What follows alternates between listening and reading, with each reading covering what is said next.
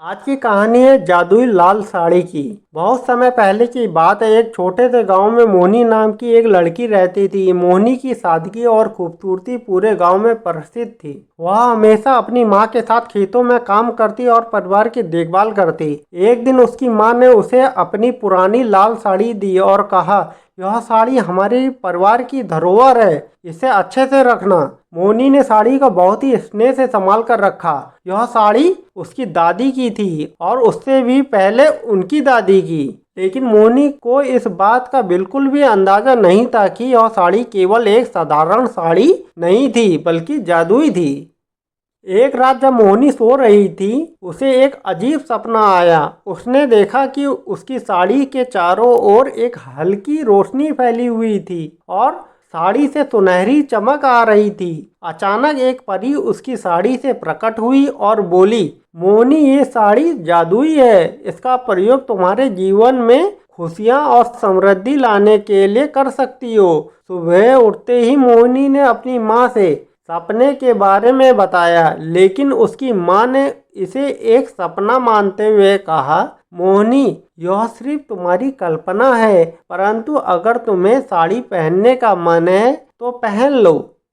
मोहनी ने उस साड़ी को पहन लिया और उसके बाद जो हुआ वह वाकई में आश्चर्यचकित करने वाला था। जब वह खेत में काम करने गई तो पौधों को छूने से तुरंत फल और फूल से भर गया। उसका पूरा खेत हरा भरा और सुंदर हो गया। गांव के लोग ये चमत्कार देखकर अचंभित हो गए और मोहनी की खूब तारीफ करने लगे। कुछ समय बाद गांव में सूखा पड़ा, सारी फसलें बर्बाद हो गई, जिसके कारण लोग परेशान हो गए।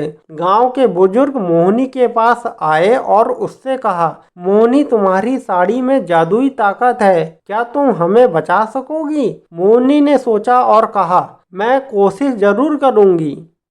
मोहनी ने अपनी साड़ी पहनकर खेतों की सारी जमीन पर हाथ फेरा।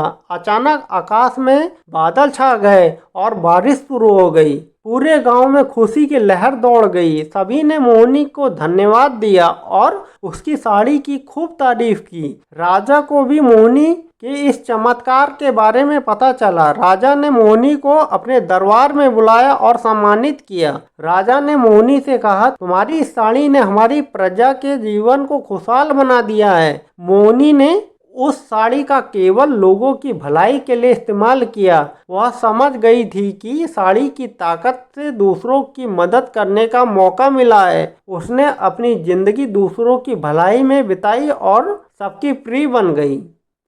समय बीतता गया। मोहनी की कहानी सिर्फ गांव में ही नहीं बल्कि दूर दूर तक पहुंच गई। उसकी ईमानदारी और परोपकार ने उसे सबके दिलों में जगह दी। मोहनी ने अपनी साड़ी को अपनी अगली पीढ़ी को सौंप दिया। उसने अपने बच्चों और उनके बच्चों को समझाया कि इस साड़ी का हमेशा अच्छे कामों में इस्तेमाल किया जाए। इस तरह उस जादुई लाल साड़ी का पहलू आगे बढ़ता रहा और लोगों के जीवन को बदलता रहा।